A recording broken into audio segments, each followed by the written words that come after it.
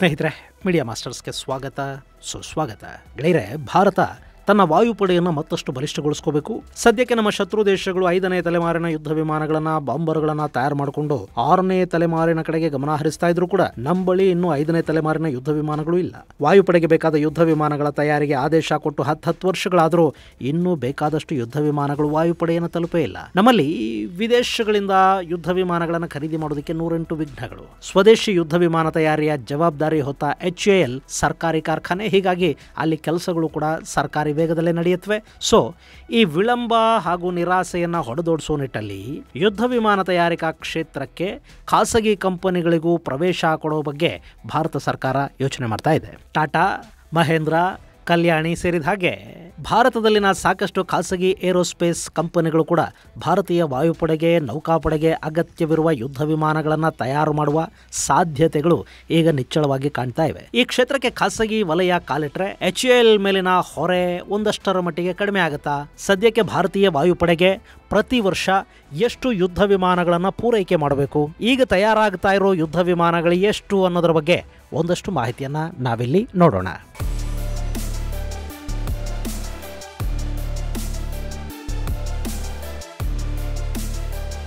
ಗೆಳೆಯರೆ, ಇತ್ತೀಚೆಗಷ್ಟೇ ಭಾರತೀಯ ವಾಯುಪಡೆಯ ಮುಖ್ಯಸ್ಥ air chief marshal AP Singh ಒಂದು ಮಾತನ್ನು ಹೇಳಿದರು. ಭಾರತೀಯ ವಾಯುಪಡೆಯನ್ನು ಸದೃಢಗೊಳಿಸಬೇಕಿದ್ರೆ ಪ್ರತಿ ವರ್ಷ 40 ಯುದ್ಧ ವಿಮಾನಗಳು ಭಾರತೀಯ ವಾಯುಪಡೆಯನ್ನು ಸೇರಬೇಕು. ಆ ಪ್ರಮಾಣದಲ್ಲಿ ಯುದ್ಧ ವಿಮಾನಗಳನ್ನು ತಯಾರು ಮಾಡಿ ಸೇರ್ಪಡೆಗೊಳಿಸೋದಕ್ಕೆ ಸಾಧ್ಯ ಆದರೆ ಮಾತ್ರ ಭಾರತ ಮುಂದಿನ ದಿನಗಳಲ್ಲಿ ಸಂಭಾವ್ಯ ಅಪಾಯಗಳನ್ನು ಎದುರಿಸೋದಕ್ಕೆ ಸಾಧ್ಯ ಆಗುತ್ತೆ ಅನ್ನೋ ಮಾತುಗಳನ್ನು ಏರ್ ಚೀಫ್ ಮಾರ್ಷಲ್ ಹೇಳಿದರು. ಅವರ ಈ ಮಾತುಗಳನ್ನು ಭಾರತದ ಸರ್ಕಾರ ಕಡೆಗೂ ಅರ್ಥ ಮಾಡಿಕೊಂಡಂತೆ ಕಾಣ್ತಾ ಇದೆ. ಕೇವಲ HAL ಮೇಲೆ ಹೆಚ್ಚಿನ ಒತ್ತಡವನ್ನು ಹೇರೋದ್ರಿಂದ ಯಾವ ಪ್ರಯೋಜನವೂ ಆಗೋದಿಲ್ಲ ಅನ್ನೋದನ್ನ ಅರ್ಥ ಮಾಡಿಕೊಂಡಂತಿರುವ ಸರ್ಕಾರ ಈಗ ಈ ವಿಷಯದಲ್ಲೊಂದು ಮಹತ್ವದ ನಿರ್ಧಾರವನ್ನು ತೆಗೆದುಕೊಳ್ಳುವ ಸೂಚನೆಯನ್ನು ಕೊಟ್ಟಿದೆ. ಪ್ರತಿ ವರ್ಷ ರಕ್ಷಣಾ ಇಲಾಖೆಗೆ 40 ಯುದ್ಧ ವಿಮಾನಗಳನ್ನು ಸೇರ್ಪಡೆ ಮಾಡಿಕೊಳ್ಳೋದಕ್ಕೆ ಅನುಕೂಲವಾಗೋ ಹಾಗೆ ಯುದ್ಧ ವಿಮಾನಗಳ ತಯಾರಿಕಾ ವಲಯದಲ್ಲಿ ಒಂದಷ್ಟು ಬದಲಾವಣೆಗಳನ್ನು ತರುವ ಮತ್ತು ಆ ಕ್ಷೇತ್ರಕ್ಕೆ ಖಾಸಗಿಯವರಿಗೆ ಕೂಡ ಪ್ರವೇಶ ಕೊಡುವ ಬಗ್ಗೆ ಸೀರಿಯಸ್ ಆಗಿ ಸರ್ಕಾರ ಯೋಚನೆ ಮಾಡೋದಕ್ಕೆ ಶುರು ಮಾಡಿದೆ. ಈ ಬಗ್ಗೆ ಈಗಾಗಲೇ ರಕ್ಷಣಾ ಇಲಾಖೆಯ ಕಾರ್ಯದರ್ಶಿ ಒಂದು ಪ್ರಪೋಸಲ್ ಅನ್ನು ಸಿದ್ಧ ಮಾಡಿದ್ದು ಅದನ್ನು ರಕ್ಷಣಾ ಸಚಿವ ರಾಜನಾಥ್ ಸಿಂಗ್ ಅವರಿಗೆ ತಲುಪಿಸಿದ್ದಾರೆ. ಈ ಮೂಲಕ ಭವಿಷ್ಯದಲ್ಲಿ ಭಾರತೀಯ ವಾಯುಪಡೆ ಹಾಗೂ ನೌಕಾಪಡೆಗೆ ಬೇಕಾಗಿರುವ ಯುದ್ಧ ವಿಮಾನಗಳನ್ನು ಅತ್ಯಂತ ಶೀಘ್ರವಾಗಿ ತಯಾರಿಸಿಕೊಳ್ಳುವ ಭರವಸೆಯೊಂದನ್ನು ಸರ್ಕಾರ ಕೊಡ್ತಾ ಇದೆ. ಹಾಗೆ ನೋಡಿದರೆ ಭಾರತಕ್ಕೆ ಅಗತ್ಯ ಇರುವ ಯುದ್ಧ ವಿಮಾನಗಳನ್ನು ಖರೀದಿಸುವ ಒಪ್ಪಂದಗಳಿಗಾಗಲೇ ಆಗಿವೆ. ನಮ್ಮದೇ HAL ಜೊತೆ ಮೊದಲಿಗೆ 48,000 ಕೋಟಿ ರೂಪಾಯಿ ವೆಚ್ಚದಲ್ಲಿ ಒಟ್ಟು 83 ತೇಜಸ್ ಮಾರ್ಕ್ 1A ಯುದ್ಧ ವಿಮಾನಗಳ ಖರೀದಿಗೆ ಒಪ್ಪಂದವನ್ನು ಮಾಡಿಕೊಳ್ಳಲಾಗಿದೆ. ಹಾಗೆಯೇ 2021 ಫೆಬ್ರವರಿಯಲ್ಲಿ ಮತ್ತೆ 67,000 ಕೋಟಿ ರೂಪಾಯಿ ವೆಚ್ಚದಲ್ಲಿ 97 ತೇಜಸ್ MK1ASಗಳನ್ನು ಖರೀದಿಸುವ ಒಪ್ಪಂದ ಕೂಡ ಆಯಿತು. ಇಲ್ಲಿ ಒಟ್ಟು 170 ಯುದ್ಧ ವಿಮಾನಗಳು ಭಾರತೀಯ ವಾಯುಪಡೆ ಹಾಗೂ ನೌಕಾಪಡೆಯನ್ನು ಸೇರಬೇಕು. ಆದರೆ ಇಲ್ಲಿ ಭಾರತೀಯ ಸೇನೆ ಬೇಡಿಕೆ ಸಲ್ಲಿಸಿರುವಷ್ಟು ಯುದ್ಧ ವಿಮಾನಗಳನ್ನು ಸಕಾಲದಲ್ಲಿ ಪೂರೈಸೋದಕ್ಕೆ HALಗೆ ಸಾಧ್ಯ ಆಗ್ತಾ ಇಲ್ಲ. ಗೆಳೆಯರೆ, 130 ಯುದ್ಧ ವಿಮಾನಗಳನ್ನು ಸಕಾಲಕ್ಕೆ ತಯಾರು ಮಾಡಿಕೊಡುವ ಶಕ್ತಿ ಹಾಗೂ ಸಾಮರ್ಥ್ಯಗಳು HALನಲ್ಲಿ ಕಂಡು ಬರ್ತಾ ಇಲ್ಲ. ಇಲ್ಲಿ ಅತ್ಯಂತ ವೇಗವಾಗಿ ಕಾರ್ಯನಿರ್ವಹಿಸೋದಕ್ಕೆ ಅಗತ್ಯವಾಗಿರುವ ಸವಲತ್ತುಗಳು ಕೂಡ ಅಲ್ಲಿಲ್ಲ. ನಮ್ಮ ಬೆಂಗಳೂರಿನ HALನಲ್ಲಿ ಪ್ರತಿ ವರ್ಷ 16 ಯುದ್ಧ ವಿಮಾನಗಳನ್ನು ತಯಾರಿಸೋದಕ್ಕೆ ಸಾಧ್ಯವಾಗುವ ಮ್ಯಾನುಫ್ಯಾಕ್ಚರಿಂಗ್ ಲೈನ್ ಇದೆ. ಇಲ್ಲಿ 2 ಅಸೆಂಬ್ಲಿ ಲೈನ್ಗಳಿವೆ.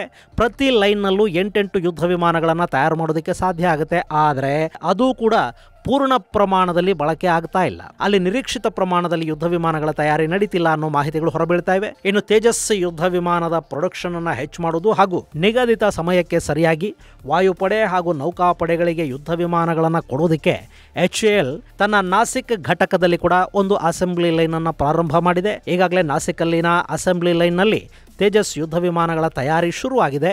ಮಾರ್ಚ್ ಅಥವಾ ಏಪ್ರಿಲಲ್ಲಿ ಅಲ್ಲಿಂದ ಮೊದಲ ಯುದ್ಧ ವಿಮಾನ ಹೊರಬೀಳುತ್ತೆ. ಸೊ ಅಲ್ಲಿ ಒಂದು ಯುದ್ಧ ವಿಮಾನವನ್ನು ತಯಾರು ಮಾಡೋದಕ್ಕೆ 2 ತಿಂಗಳು ಬೇಕು ಅನ್ನೋ ಮಾಹಿತಿ ಸಿಗ್ತಾ ಇದೆ. ಈ 3 ಪ್ಲಾಂಟ್ಗಳು ಸಂಪೂರ್ಣವಾಗಿ ಕಾರ್ಯನಿರ್ವಹಿಸೋದಕ್ಕೆ ಶುರುವಾದ ನಂತರ HAL ಪ್ರತಿ ವರ್ಷಕ್ಕೆ 24 ಯುದ್ಧ ವಿಮಾನಗಳನ್ನು ತಯಾರು ಮಾಡುವ ಶಕ್ತಿಯನ್ನು ಹೊಂದುತ್ತೆ. ಇಲ್ಲಿ ಕೂಡ 24 ಯುದ್ಧ ವಿಮಾನಗಳು ಪ್ರತಿ ವರ್ಷ ತಯಾರಾಗಿ ಬಿಡುತ್ತವೆ ಅಂತಲ್ಲ, ಅಷ್ಟು ಸಾಮರ್ಥ್ಯ HALಗೆ ಸಿಗುತ್ತೆ. ಅದಾದ ಮೇಲೆ HAL ಸಿಬ್ಬಂದಿಯ ಕಾರ್ಯಕ್ಷಮತೆ, ಆ ಯುದ್ಧ ವಿಮಾನಗಳ ತಯಾರಿಗೆ ಬೇಕಾದ ವಸ್ತುಗಳ ಪೂರೈಕೆ, ಇವೆಲ್ಲವುಗಳ ಮೇಲೆ ಎಷ್ಟು ಯುದ್ಧ ವಿಮಾನಗಳು ವರ್ಷಕ್ಕೆ ತಯಾರಾಗುತ್ತವೆ ಅನ್ನೋದು ನಿರ್ಧಾರ ಆಗುತ್ತೆ. ಇನ್ನು HALನ ಪ್ರೊಡಕ್ಷನ್ ನಿಧಾನವಾಗುವುದಕ್ಕೆ ಸಾಕಷ್ಟು ಕಾರಣಗಳೂ ಇವೆ. ಚೈನಾ ವೈರಾಣುವಿನ ಕಾರಣದಿಂದ ವಿದೇಶಗಳಿಂದ ಬರಬೇಕಾದ ಉಪಕರಣಗಳು, ಬಿಡಿ ಭಾಗಗಳು ಸರಿಯಾದ ಸಮಯಕ್ಕೆ ಬರ್ತಾ ಇಲ್ಲ. ಹಾಗೆಯೇ GE ಎಂಜಿನ್ ವಿಷಯದಲ್ಲಿ ಕೂಡ ಒಂದಷ್ಟು ಗೊಂದಲಗಳಿದ್ವು. ಇನ್ನು HALನ ಸಿಬ್ಬಂದಿ ಕೂಡ ಸಂಪೂರ್ಣವಾಗಿ ತಮ್ಮ ಕಾರ್ಯದಕ್ಷತೆಯನ್ನು ಇಲ್ಲಿ ಬಳಕೆ ಮಾಡ್ತಿಲ್ಲ ಅನ್ನೋ ಆರೋಪಗಳು ಕೇಳಿಬಂದವು. ಇವೆಲ್ಲ ಕಾರಣಗಳಿಂದ HAL ನಿರ್ದಿಷ್ಟ ಸಮಯದ ಒಳಗೆ ಯುದ್ಧ ವಿಮಾನಗಳ ತಯಾರಿಯ ಟಾರ್ಗೆಟ್ ಅನ್ನು ಮುಟ್ಟೋದಕ್ಕೆ ಸಾಧ್ಯ ಆಗಲಿಲ್ಲ. ಇಲ್ಲಿ ಕಾರಣಗಳೇನೇ ಇದ್ರೂ ಅಗತ್ಯಕ್ಕೆ ತಕ್ಕಂತೆ ಉತ್ಪಾದನೆ ಆಗಲಿಲ್ಲ ಅನ್ನೋದು ನಿಜ. ಬೇಡಿಕೆ ಸಲ್ಲಿಸಿ ವರ್ಷಗಳ ಕಳೆದರೂ ಸಿಗಬೇಕಾದ ಯುದ್ಧ ವಿಮಾನಗಳು ಸೇನೆಗೆ ಸಿಗಲಿಲ್ಲ ಅಂದ್ರೆ ಸಂಕಷ್ಟಕ್ಕೀಡಾಗೋದು ಭಾರತೀಯ ಸೇನೆ. ಹೀಗಾಗಿ ಒಂದೇ HAL ಮೇಲೆ ಸಂಪೂರ್ಣವಾಗಿ ಡಿಪೆಂಡ್ ಆಗೋದಕ್ಕಿಂತ ಭಾರತದಲ್ಲಿನ ಖಾಸಗಿ ಯುದ್ಧೋಪಕರಣ ತಯಾರಿಕಾ ಸಂಸ್ಥೆಗಳನ್ನು ಕೂಡ ಯುದ್ಧ ವಿಮಾನಗಳ ತಯಾರಿಯಲ್ಲಿ ಭಾಗಿದಾರರನ್ನಾಗಿ ಮಾಡಿಕೊಳ್ಳುವ ಮೂಲಕ ಸೇನೆಗೆ ಅಗತ್ಯವಿರುವ ಯುದ್ಧ ವಿಮಾನಗಳನ್ನು ಪೂರೈಸೋದಕ್ಕೆ ಸರ್ಕಾರ ಒಂದಷ್ಟು ಯೋಚನೆ ಮಾಡ್ತಾ ಇದೆ.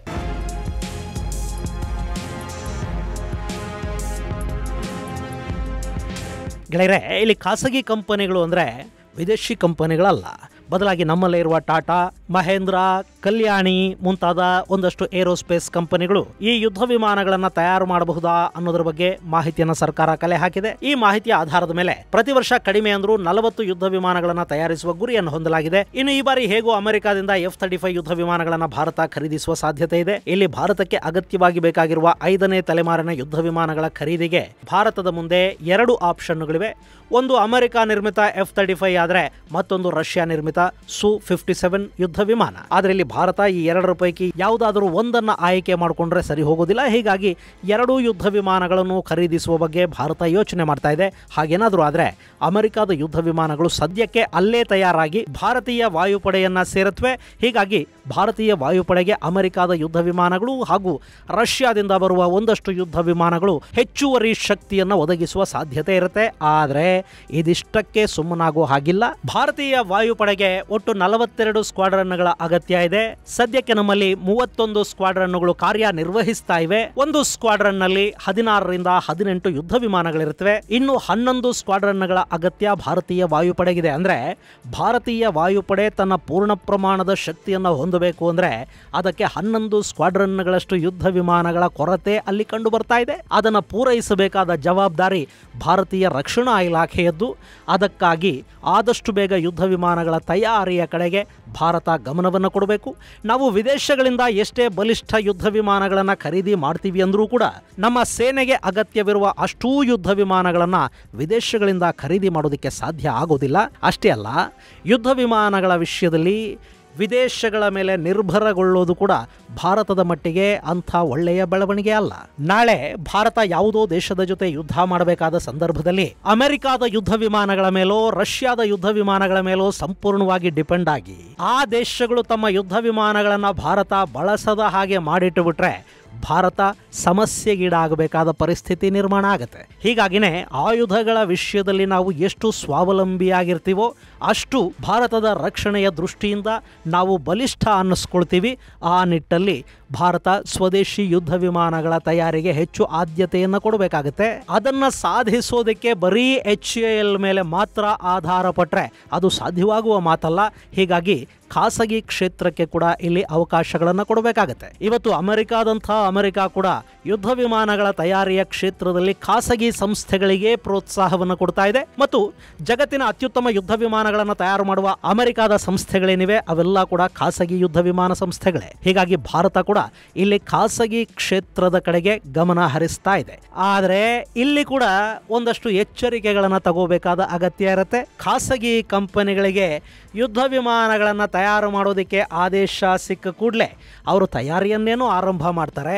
ಆದರೆ ಅದರಲ್ಲಿ ಎಷ್ಟು ಪ್ರಮಾಣದಲ್ಲಿ ಸ್ವದೇಶದಲ್ಲೇ ತಯಾರಾದ ವಸ್ತುಗಳನ್ನು ಬಳಸ್ತಾರೆ ಮತ್ತು ಯಾವ್ಯಾವ ವಸ್ತುಗಳನ್ನು ವಿದೇಶದಿಂದ ಆಮದು ಮಾಡಿಕೊಳ್ತಾರೆ, ಆ ವಿದೇಶಿ ಆಮದಿನ ನಿರ್ಭರತೆ, ಹಾಗೆ ಯಾವ್ಯಾವ ವಸ್ತುಗಳನ್ನು ಅವರು ವಿದೇಶಗಳಿಂದ ಆಮದು ಮಾಡಿಕೊಳ್ತಾರೆ, ಅದರಿಂದ ಮುಂದಿನ ದಿನಗಳಲ್ಲಿ ಉಂಟಾಗಬಹುದಾದ ಸಮಸ್ಯೆಗಳೇನು ಅನ್ನೋ ಬಗ್ಗೆ ಕೂಡ ಸರ್ಕಾರ ಎಚ್ಚರಿಕೆಗಳನ್ನು ತಗೋಬೇಕು. ಸಾಧ್ಯವಾದಷ್ಟು ನಮ್ಮ ಯುದ್ಧ ವಿಮಾನಗಳ ತಾಂತ್ರಿಕತೆಯನ್ನು ಕೂಡ ಸ್ವದೇಶದಲ್ಲೇ ಸಿದ್ಧಪಡಿಸಿಕೊಳ್ಳೋ ಕಡೆಗೆ ಗಮನವನ್ನು ಕೊಡಬೇಕಾದ ಅಗತ್ಯ ಇಲ್ಲಿ ಕಂಡು ಬರ್ತಾ ಇದೆ.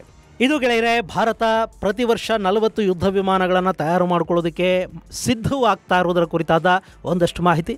ಮುಂದಿನ ಸಂಚಿಕೆಯಲ್ಲಿ ಮತ್ತಷ್ಟು ವಿಶೇಷಗಳ ಜೊತೆ ಮತ್ತೆ ಭೇಟಿಯಾಗೋಣ. ಅಲ್ಲಿವರೆಗೆ ಜೈ ಹಿಂದ್, ಜೈ ಕರ್ನಾಟಕ.